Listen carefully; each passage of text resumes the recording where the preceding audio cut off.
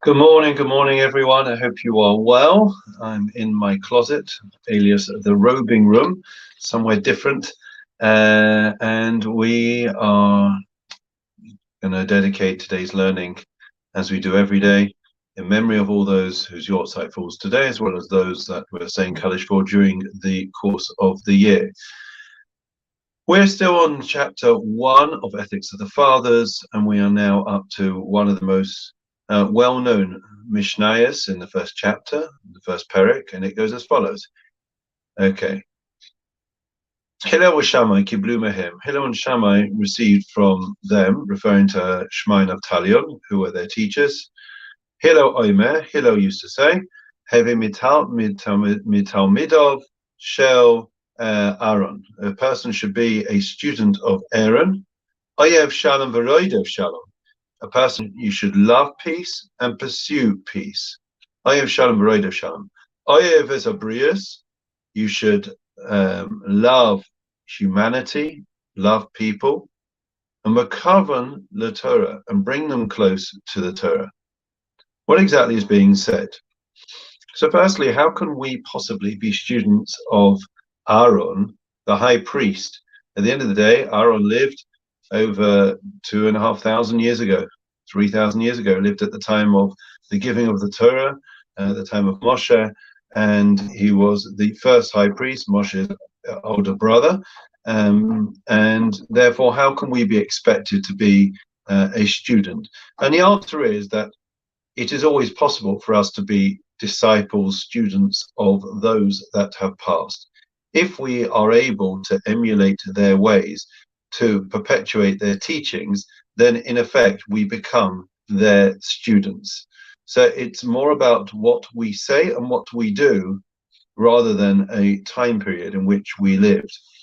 So who was Aaron? So Aaron had a very different way and of leadership, style of leadership and personality than Moshe. Moshe, we know, was known for being a strong leader, somebody who sat in judgment from morning to night and was able to administer justice in terms of the rule of law. Aaron had a very different role and a different personality.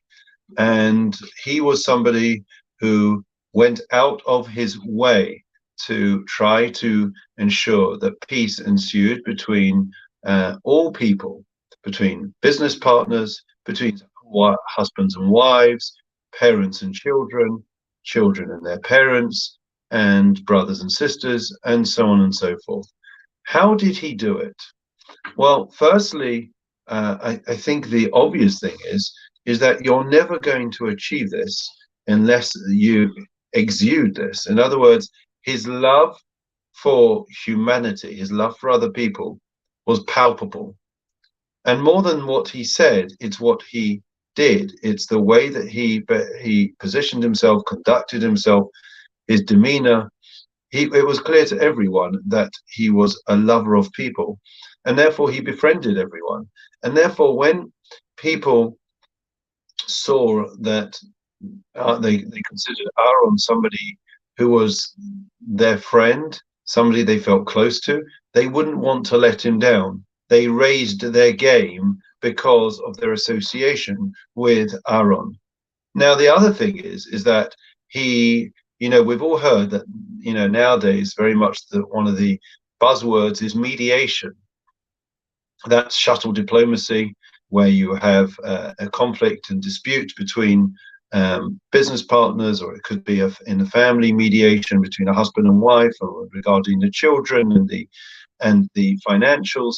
So what happens is that you have what's called shuttle diplomacy. The husband will sit in one room, the wife in the other, and the mediator will go in between, and he or she will be able to try to persuade them that, in the interests of the bigger picture, the children, the financials, whatever it is, that they should try to make peace, or they should find a settlement.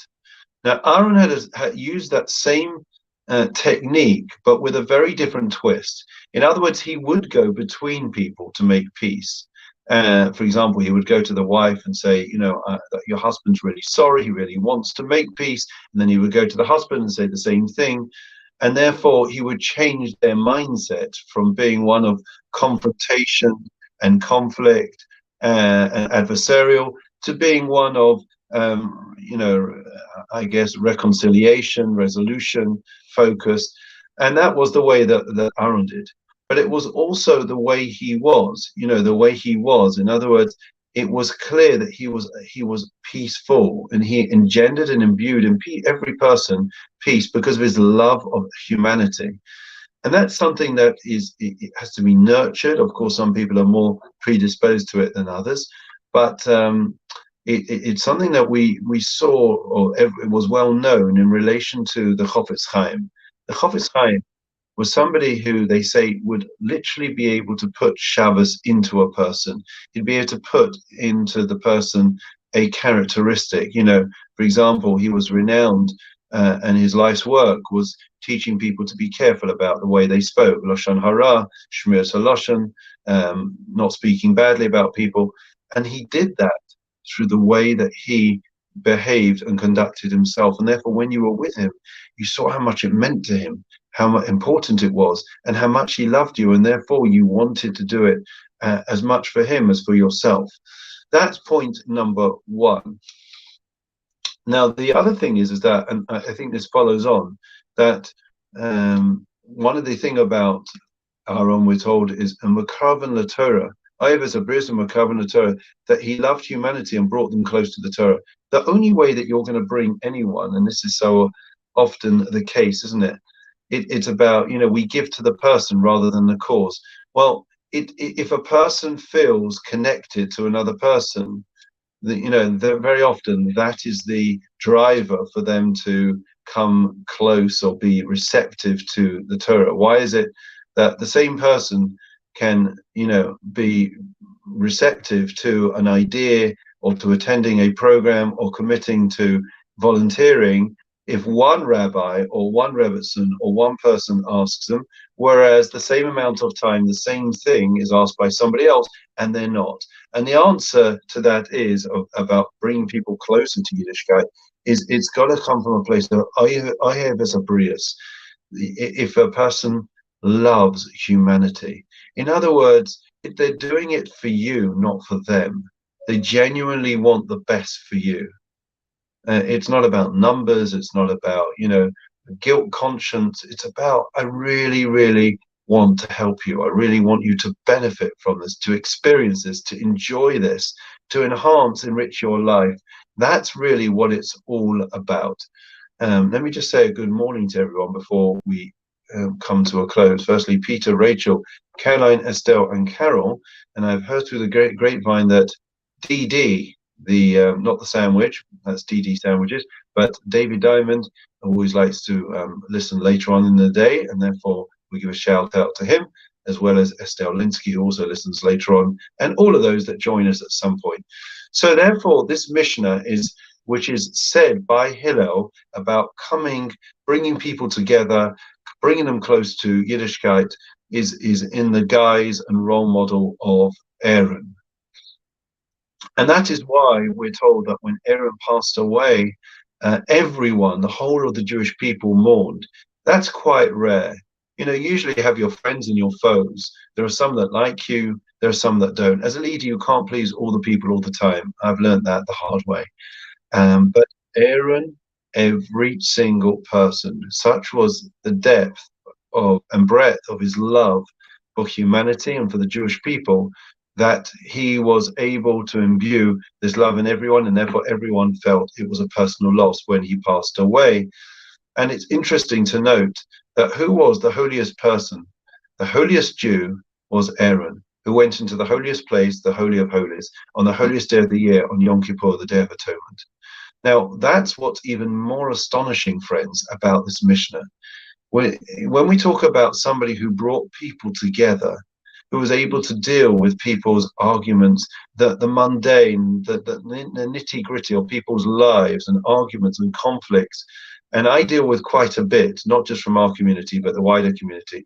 And it's painstaking, and it becomes very it becomes quite dirty in hearing everyone's, everyone, you got to hear and listen and empathize with all the rubbish, all the stories, and so much of what goes on, and everyone's got different perspectives and everyone's got valid perspectives, but there's always he says, she says, and then there's the truth, which is somewhere in between.